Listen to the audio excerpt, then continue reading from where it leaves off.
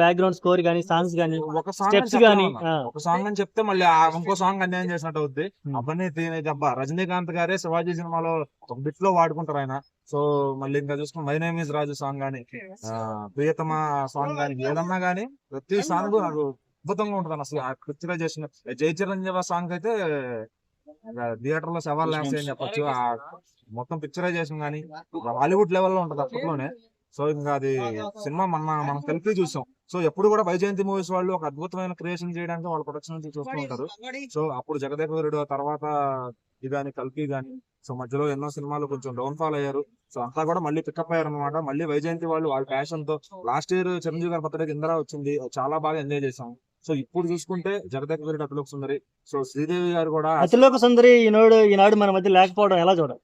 ఇక లేదు, దానికి మనం ఏం చేయలేమన్నా. దానిపైన పెద్ద కాన్స్పిరసీ ఉంది, అది ఏం జరిగింది అనేది. సో ఆవిడ ఒక ఇండియన్ సినిమాని ఏలిన అంటే ఒక ఎరా ఆవిడ అది అయిపోయింది. సో ఇప్పుడు ఏంటంటే ఆ టైంలో మిస్ అయిన వింటేజ్ క్రియేషన్ అంతా కూడా ఇప్పుడు మళ్ళీ థియేటర్ ఎక్స్పీరియన్స్ చేయొచ్చు. సో పెద్దవాళ్ళైనా వెళ్ళొచ్చు, చిన్నవాళ్ళైనా వెళ్ళొచ్చు. దాంట్లో ఏదో ఏ సర్టిఫికేట్ కంటెంట్ ఎటువంటిది ఏం ఉండదు, చాలా క్లీన్ గా ఉంటుంది సినిమా. అండ్ శ్రీదేవి గారి గురించి ఇందులో ఇంకో గొప్పతనం ఏంటంటే ఆవిడ ఈ సినిమా కోసం మేకప్ గానీ అంతా కూడా ఆవిడ పర్సనల్ టీమ్ తోనే ఆ గెటప్ అంతా కూడా వేయించుకొచ్చారు అనమాట. సో ఇంకా చిరంజీవి గారి అభిమానులకి అయితే, ఈ జనరేషన్ లో ఉన్న వాళ్ళకైతే చాలా మంచి ఫీస్ట్ లాంటి సినిమా అది. ఇంకా అద్భుతంగా వస్తుంది సినిమా కూడా. అది నాకైతే, నేను అప్పుడు థియేటర్ లో ఎక్స్పీరియన్స్ చేయలేదు కాబట్టి నేను ఇప్పుడు చాలా ఎంజాయ్ చేస్తాను అనుకుంటున్నాను. సో ఎన్నోసార్లు టీవీలో చూసుంటాను. రామ్ చరణ్ మళ్ళీ సేమ్ జగదేక అతిలోక సుందరి 2 గానీ, లేదంటే దీన్ని రీక్రియేట్ చేయడం గానీ జరిగితే చూడాలని ఎక్స్పెక్ట్ చేస్తున్నాం. అది చేయకపోతే అట్లా, ఎందుకంటే శ్రీదేవి గారి కూతురు ఉంది, చరణ్ గారు ఉన్నారు, ఇప్పుడు ఇద్దరు కూడా ఆల్రెడీ పెద్ద సినిమా చేస్తున్నారు.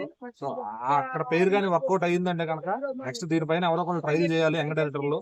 సో రాఘవేంద్ర గారి పర్యవేక్షణలో ఈ కథని నెక్స్ట్ ముందుకు ఎలా తీసుకెళ్లాలి, సో ఒకవేళ అతను కొడుకున్నా లేదంటే అతను నెక్స్ట్ జనరేషన్ అంటే గతంలో చిరంజీవి గారు తమన్నా యాక్ట్ చేస్తే బాగుంటుందని హింట్ ఇచ్చారు అన్నారు. కానీ తమన్నా గారిది ఏజ్ ఫ్యాక్టర్ అడ్డైపోతుంది అనమాట, ఆవిడ సెట్ అవ్వదు. సో జాన్వీ కపూర్ గారు చాలా యంగ్ గా ఉన్నారు కాబట్టి, సో ఒక 5-6 ఏళ్లలో ఆ ప్రయత్నాలు జరగాలి. మళ్ళీ అది కూడా దాటిపోతే మళ్ళీ కుదరకపోవచ్చు. మళ్ళీ ఆవిడ కూడా ఫేట్ అవుట్ అయిపోతుంది, ఏజ్ అయిపోవడం అట్లా జరుగుతుంది. సో చరణ్ గారు గానీ అది చేశారంటే, మన ఆల్రెడీ ఆయన రెండో సినిమాతోనే మగధీర లాంటి ఒక అడ్వెంచర్ సృష్టించారు సినిమాని.